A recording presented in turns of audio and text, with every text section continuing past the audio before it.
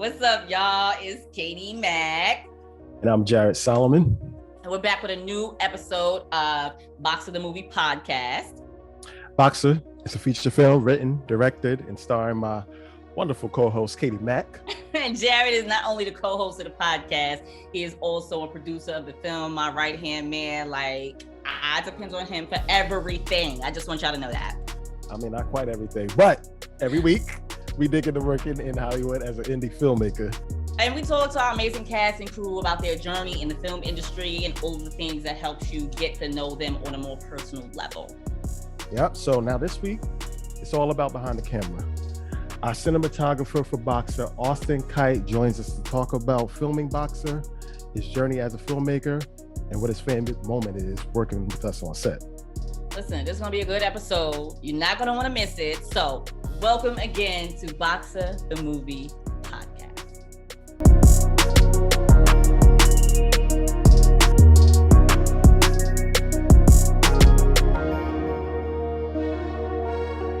Yeah, so Jared, I kind of was wondering if you wanted to give us a little bit of maybe a highlight or two of your week. Talk to me. A highlight or two of my week. Well, this week is a busy week. This week we're preparing to launch our crowdfunding campaign. Soft launch our crowdfunding campaign. So, you guys will see that coming within the next, week or so. By the time you hear this, the campaign will be launched. So this week is really, really busy with getting that together. But in terms of what a soft launch is, this is really going out to our initial supporters, the people that we know are going to support us on our crowdfunding campaign. And just they're going to be the ones to get us going, get the ball rolling on this campaign journey. So we're getting ready to launch that this week. So I've just been busy, this past weekend, getting prepared for that, building the crowdfunding page, editing, the crowdfunding video, getting all the things together to get that going. Okay. How about you? Okay. I know you've been, behind the scenes helping with that too. And approving things, Miss Executive Producer and all that. But what else you got going on? Well, my highlight the past week is actually the present glass of wine, rosé, that I have. I don't drink much because my body has to be a certain size, weight, and right for Kojak, right? Yes. Thank you. I appreciate it. But after we wrap, I got you. After we wrap.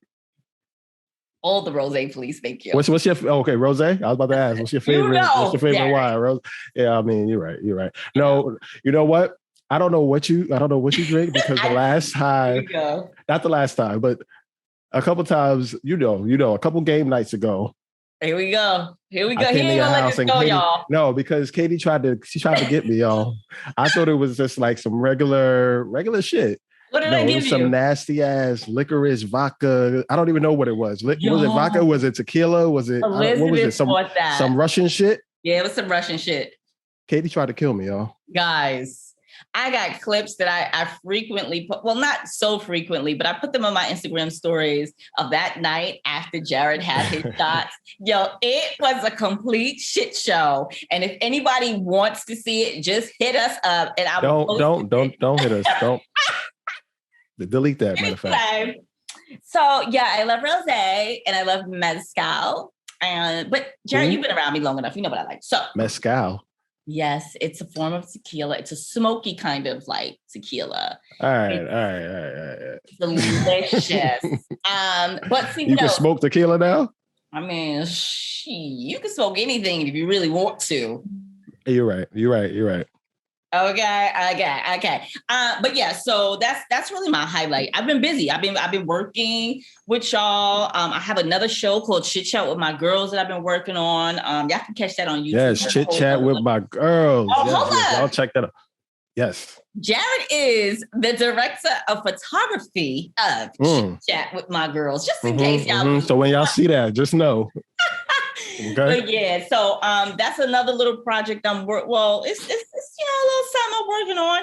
It's just about three friends that come together and have conversations about what 30 and 40-year-old Black women talk about. And, you know, it's been received very well. So we just dropped episode 2. Jared is in there with his happy feet, even though you don't really see it, but you feel his energy. Right, featuring Melissa and Genesis.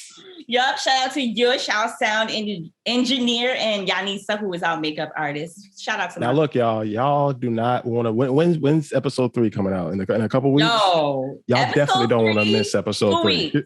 Matter of fact, 2 weeks from today, I'm dropping that, and y'all do not want to miss that because definitely check out 1 and 2, but 3.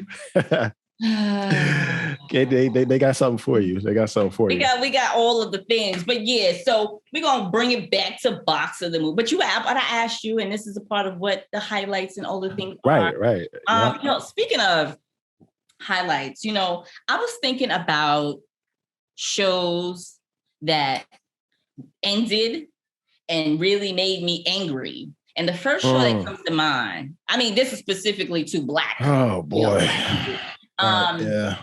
How to Make It in America.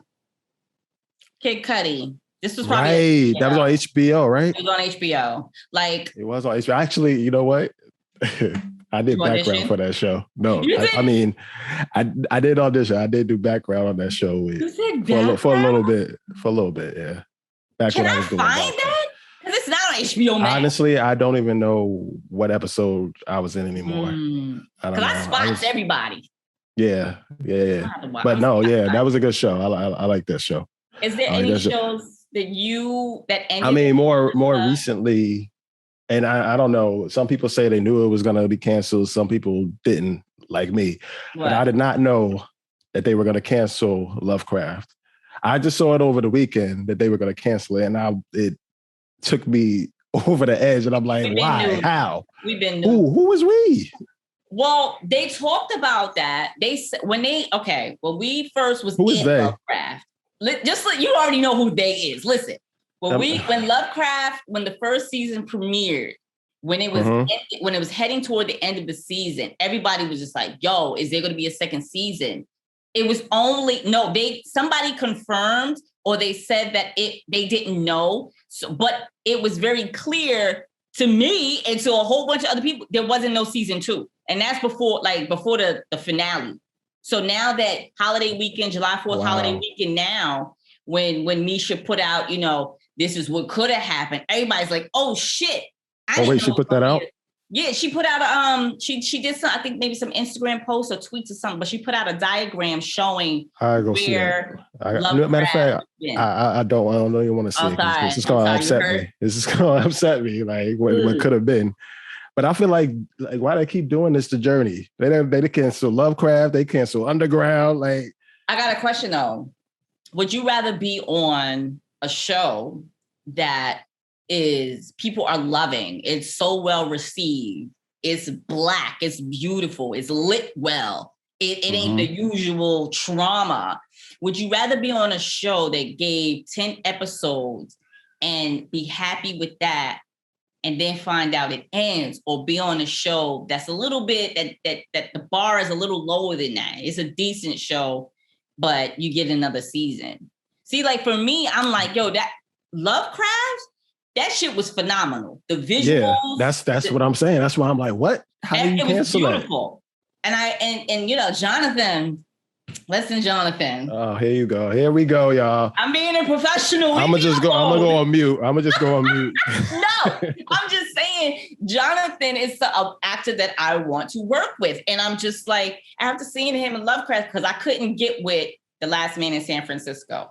I couldn't get through it. It was too slow for me. It just wasn't my vibe. But seeing him in that, I was like, I want to work with him. I want to work with Journey. I want to work with, I can't remember her name. She played Journey's sister in that, the one that became the white woman. Oh, Lord, forgive me, but I know who I'm talking about. Oh, yeah. No, she's dope. I liked, even though it was a season, it introduced faces to the masses that may have not been familiar with them. And I'm always thankful for that, because, you know, there needs to be more of us. But yeah, so we got How to Make It in America, Lovecraft Country, Underground. Add that in there. I didn't watch Underground. Was it good? I haven't seen as many episodes as I probably should have, but with the episodes that I have seen They were dope.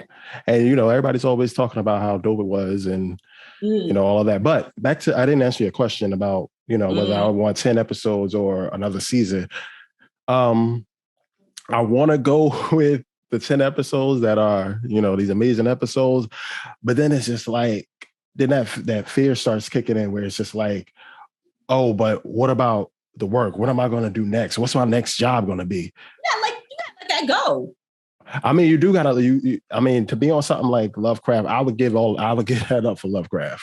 But I'm sure there's a lot of actors out here that are just like, yeah, I'm gonna take this. It's not as good as Lovecraft, but the check is consistent. I know I'm gonna have a season 2 or season 3. So you gotta kind of. It's kind of I get why people would be conflicted about something like that because work on those type of things seems consistent. Right. Being an actor, you want to be a working actor. So I get it. We always going to look at it like, we want, one, we're always as good as our last project. And two, we want to maintain our lives. We want to get a check. But I feel like, if you're that actor that believes fully in your talent and when you craft your talent, you'll be fine. And some people will be like, yo, but my rent. But I'm like, yo, you gotta, it's right. Deeper than rent, because rent always gonna be there. Bills always gonna be there. You know what I'm saying? So I think that if I was cast on Lovecraft, and you can look at a script and think it's amazing as an actor, and you'll never know if it hit or not. You're never gonna really know, no matter who's part of it, because some of our A-list actors have been in movies that haven't hit. Will Smith. I feel like I wanted to say Denzel, but I'm like, damn, Denzel ain't doing nothing that didn't hit. Or maybe he did. I don't know. So it happened. Yeah. Right. But oh my God, me and Jared can talk about this all day long. Right. Let's get back to we're gonna talk about Boxer. Crowdfunding. Like I said, we're about to launch our crowdfunding campaign. So y'all definitely be on the lookout for that. Check that out. Share the word about the campaign. Check out all our perks, see what we got going on and what you can get just for donating to the campaign and helping make this film happen. We got our amazing cinematographer on this week's episode, Mr. Austin Kite. Why don't you go ahead and introduce him, Katie? Okay, fine. Because I know people see the teaser and they're like, oh my God, it's so beautiful. And I'm like, I know. But to meet the man behind the visuals, his name is Austin Kite, ladies and gentlemen. Let me just tell you a little bit about Austin Kite. Austin Kite is a freelance cinematographer focused on narrative film, a graduate of the American Film Institute, and working out of New York and LA. Kite's notable narrative shorts so far include drama horror, You'll Only Have Each Other, which is a part of the Austin Revolution Film Festival in 2019 and stars, oh my God, excuse me, The Wine. Starring Detroit Become Human cast members Amelia Rose Blair and Brian DeChart. Visual essay, Frames, which was a part of the Newport Beach Film Festival, European Cinematography Awards for 2018, and Drastic Measures, a feature film about inner resolve and sketchy visitors that premiered at the North Hollywood Cinefest. Before moving into the role of cinematography, Kite worked as a cameraman, a camera assistant for network and streaming television on shows including Mr. Robot, Limitless, Orange is the New Black, and Girls. Even though he's mainly interested in narrative work, he also works on commercial and documentary doc-style projects. Austin has DP'd pieces for Anheuser-Busch, The Wall Street Journal, Vogue, Google, and various creative agencies in LA, New York, and the EU. Ladies and gentlemen, please get your wine ready because it's about to be a show, honey, for our wonderful cinematographer, Austin Kite.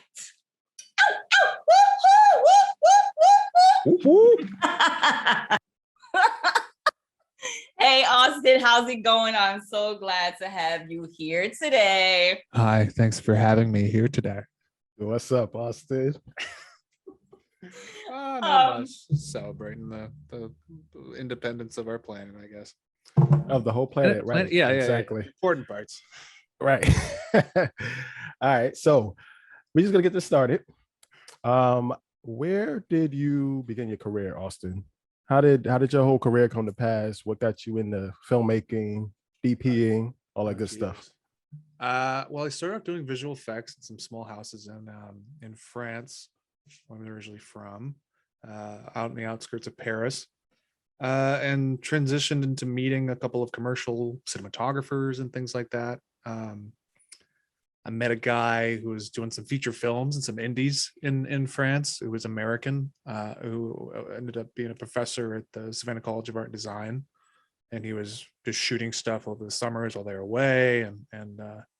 So he said, if you want to come over to the US, I'll just give you all this stuff and you can just play around with cameras and all these things. You can do visual effects for me on the side, of course. And I had no prospects. I didn't know anybody in the industry, so I just said, yeah, sure, whatever, who cares.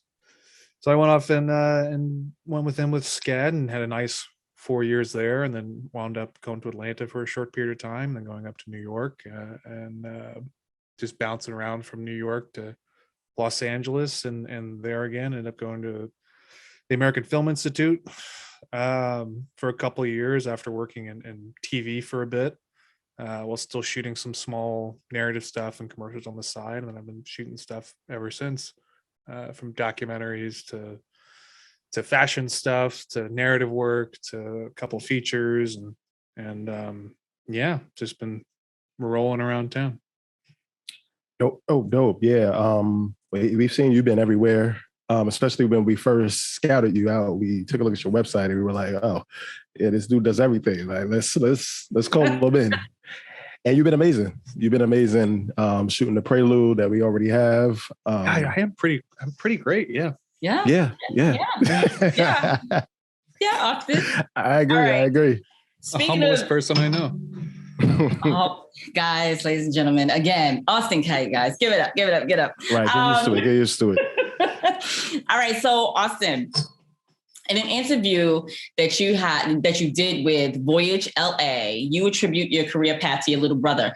Would you mind sharing what the connection is there for us? Oh, sure. Wait, you're a twin, right? I have I've got 3 brothers. I forget a couple of them, but I know one's here. I'm visiting him right now, as I couldn't stay away, named Charlie. I'm using his computer and his setup right now, and he does a lot of karaoke, so I'm using his karaoke microphone. What's up, Charlie? Yeah, but he's just done a lot of. I started off doing visual effects, doing videos and things for him basically, and doing little Star Wars stuff, little effects with guns, and then transitioned to doing title sequences and little tiny short films and things whenever I was in high school. So it's kind of just all been doing stuff to make it look cool. So anything that I end up shooting, whether it's interesting to him or not, he'll always give me a seal of approval or disapproval that I value. Even the movies that I just can't stand myself to watch years later, they'll go, "Oh yeah, good job, Austin." He's like, "Thanks, bud. Thanks." Yeah, right. Good, Austin. 100%. Good, Austin. Right. Patronizing little shit. I can't. All right, so Austin, I mentioned the prelude that we shot back in 2019, November 2019. Now, you shot that so beautifully. If you guys haven't seen the prelude, it's on our YouTube channel. You can go check it out there. It's on our Indiegogo. You can go check it out there. But in regards to the prelude, and for those that are listening and are not watching the visual of this podcast, Austin is a white guy, if you can't tell. And it's no secret that Hollywood has historically lacked understanding about how to properly light Black people. So Austin, how did you learn? How did you know? Or what did you consider to make our characters look so amazing on the camera?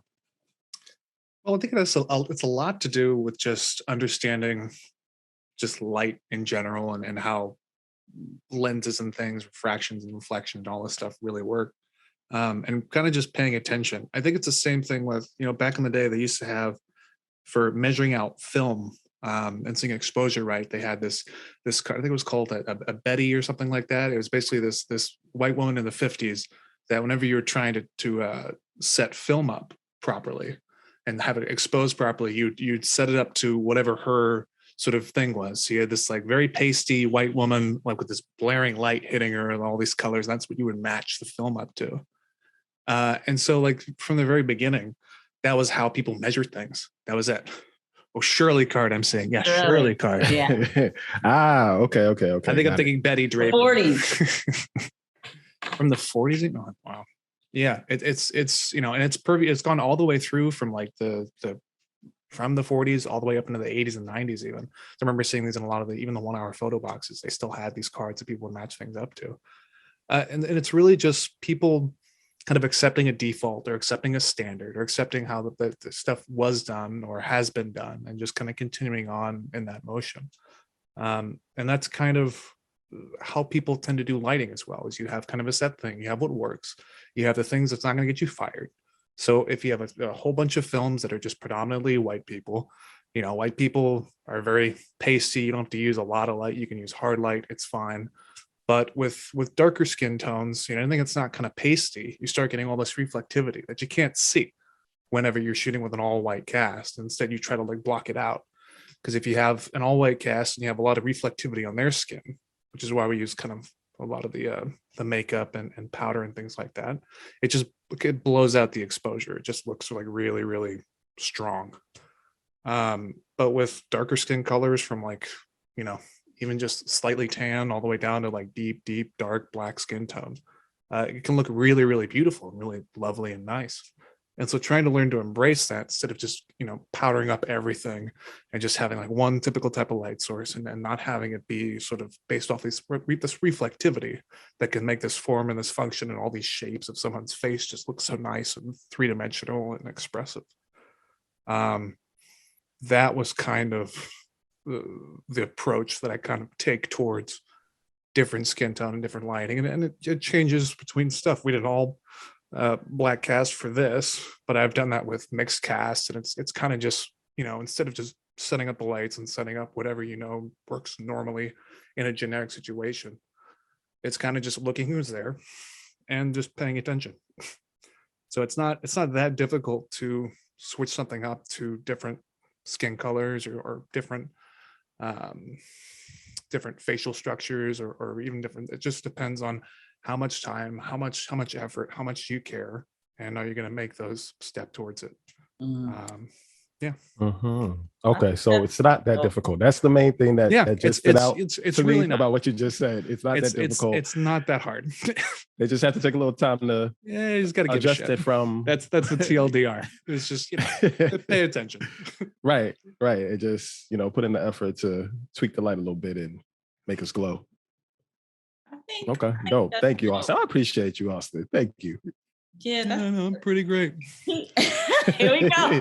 That's why we got you. That's why we got you. No, that was just for the audio only listeners. That was somebody else in the corner that said that. I would never. Right? No, that wasn't Austin. No. He would never.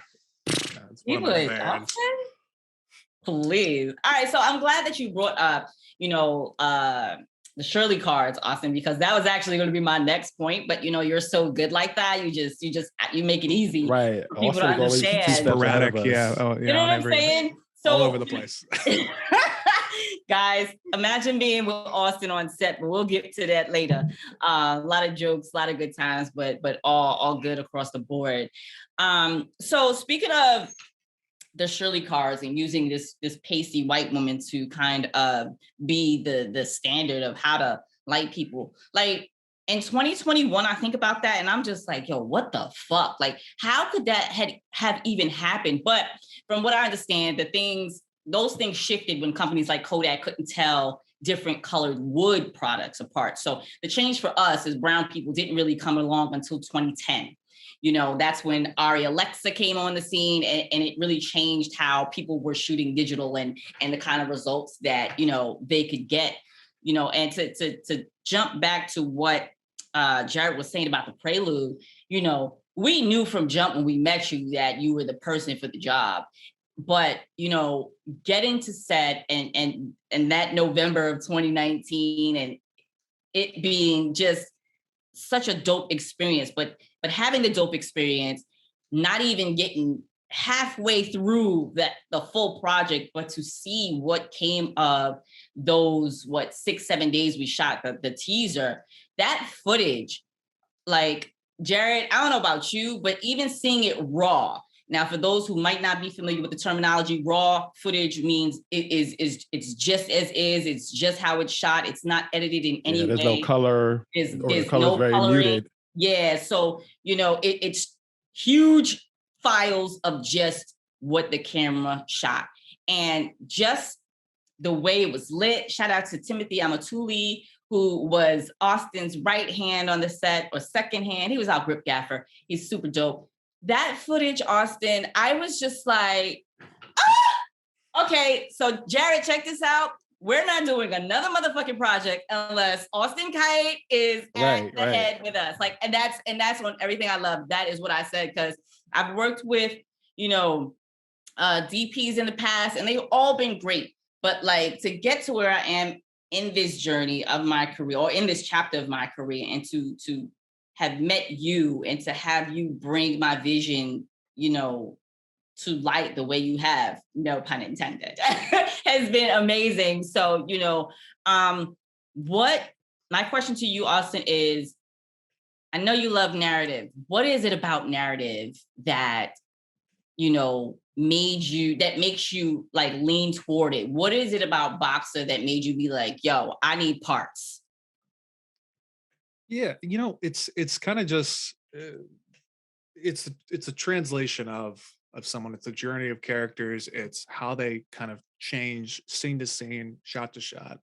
That's just so much more interesting for me, especially when I'm working, because you can breathe so much light into this, and you can breathe just so much more emotion. You can have the audiences connect so much stronger than if you're doing like a cookie commercial, And I love my cookie commercials. I really do. Yeah.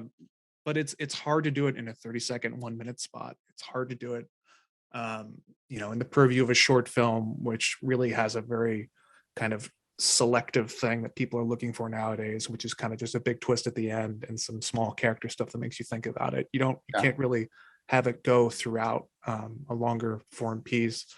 You see it in television, but television sometimes gets stomped down by they have to have something interesting happen for their 22-minute or 45-minute thing.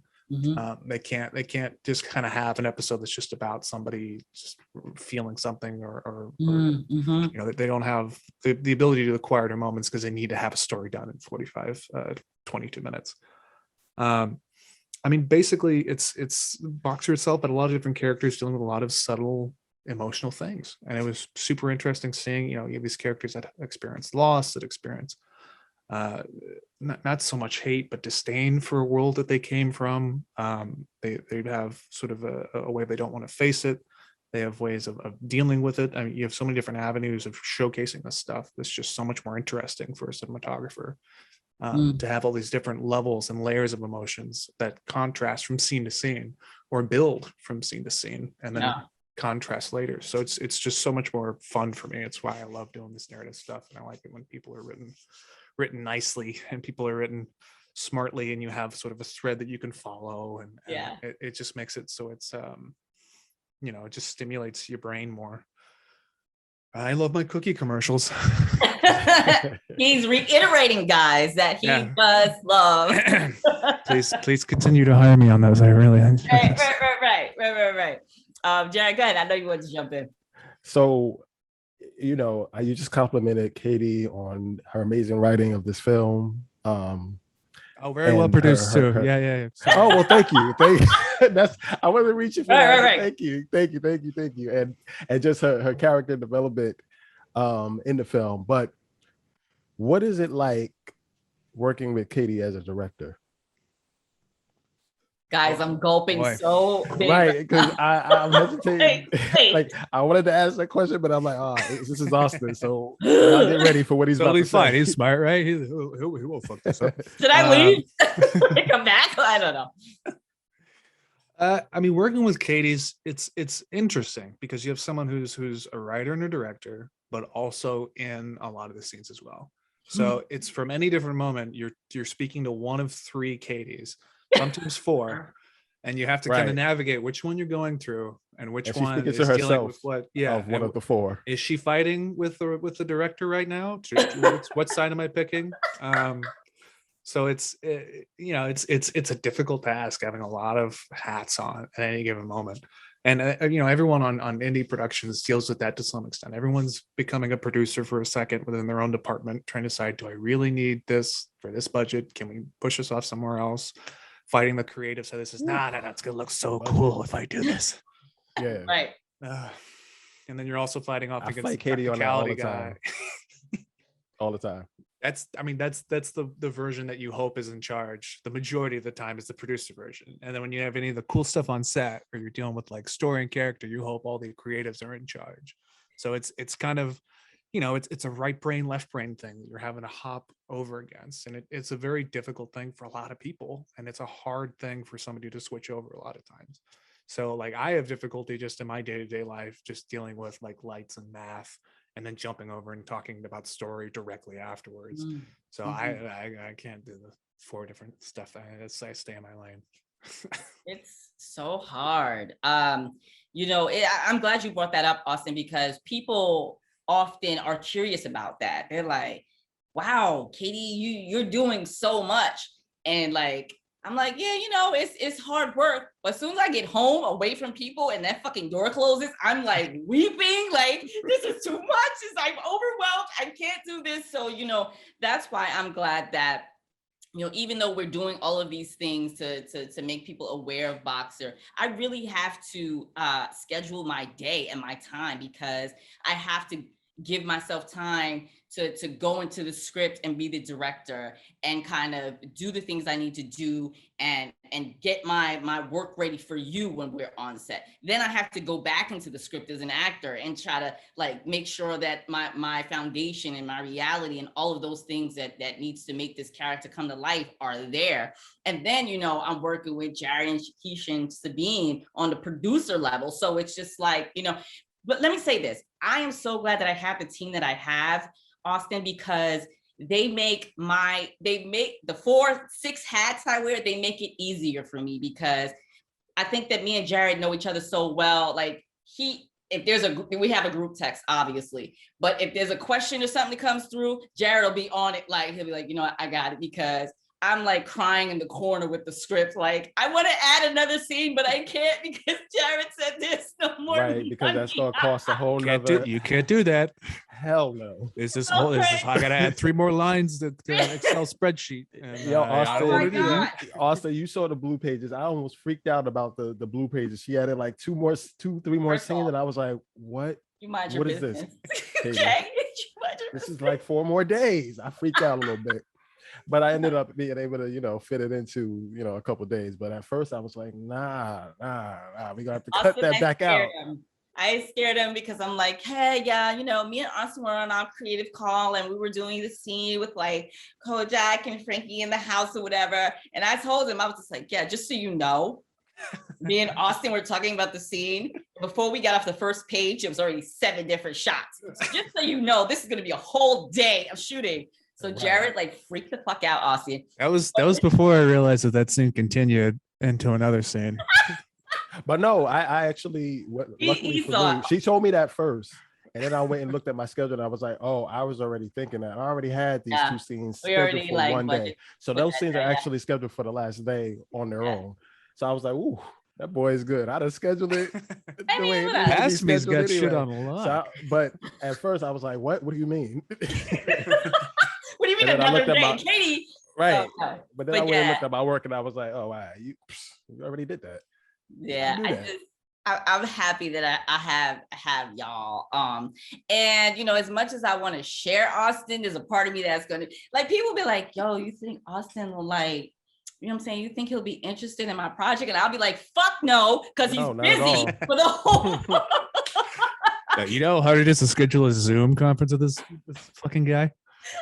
Right. It's like 4 weeks and he'll respond to half the emails. I don't know. Like, first of all, he'll say, oh, I'm in Mexico or Canada or something. That's right. He's not here. We got to text Austin 2 weeks ahead of when we think we need him.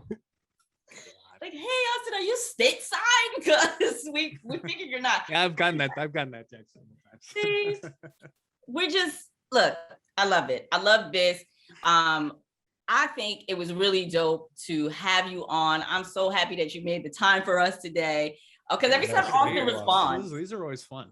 I'm like, shit, we got Austin. Let's make sure everything's cool. But Austin, it was really dope having you on the show today. And I was like, we opened up the show with Stephen Cofield Jr., aka Ty Smith. He's a hard act to follow, but I was like, we got Austin. We good. We're gonna keep this. Good. He's easy to follow.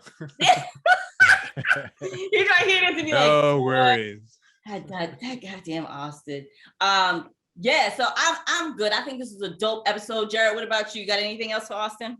I'm good. Thank you, Austin, for joining us. We can't wait to get back with you on set. Can't wait. Yeah.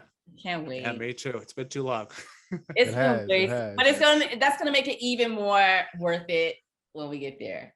I'll try not to be stressed. It'll be fine. Yeah, it'll be great. I got you. Don't be stressed, Katie. It'll be fine. Whatever, Jared. All right, Austin. I gotta call you about another creative call anyway. Fun. Our last one. I'll do that this week. I promise. Yeah, it'll be fine. Yeah, don't add no more, please, Austin. Don't let her add no more pages, no more. I don't need not one more hour of shooting added to the schedule. Man, I think having a young Kojak, 7 All or right, 8, bye, Austin. with dogs at a circus. Austin, your time's Big up. tent. Time here's the. It's a wrap for you. Austin, thank you so much. We'll hit you up this week. All right, thanks, thank guys. you, Austin. Bye. Bye. All right, thanks again for Austin Kite for stopping by. That's another fire episode in the can. Katie, you got any thoughts for this week? Oh my God. I mean, it's Austin Kite. Like, what the Right. fuck? What am I The amazing, illustrious, the great, elusive Austin Kite. no working Austin Right. Kite. No, I love Austin. You know, he has a special place in my heart. He is one of the most talented and smartest and funniest people I know. If you're not into dry humor, I don't know how if you would get along with him, but he has a lot of that. And our team is dry humor all day.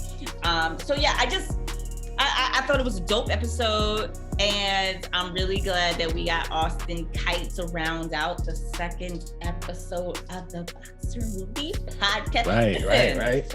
He follows Stephen Cofield Jr. He said that was easy. So I'm like, who's next week? Oh, we can't tell you, but I gotta look at the schedule and be like, can y'all measure up to Austin or no? Nah, they got it. Our whole lineup is fire. So I mean, they in boxers, so you know. Just in case you were wondering. But yeah, it was fun. Thank you so much for stopping by, Austin. We appreciate you and cannot wait to get back on set. Boom. Yes. Boxer the Movie Podcast is produced by Shakisha Williams, the wonderful Katie Mack, and me, myself, Jared Solomon. You can follow us on social media, not the dab. You can follow us on social media at Boxer_film on Instagram and Twitter. Again, that's Boxer_film on Instagram and Twitter. We'll be back next week with a brand new episode. But in the meantime, make sure you visit our website, boxerthemovie.com, to donate to our crowdfunding campaign. And don't forget to go to the bottom of the page and subscribe to our email list to get the latest updates. Until next time, peace out, y'all.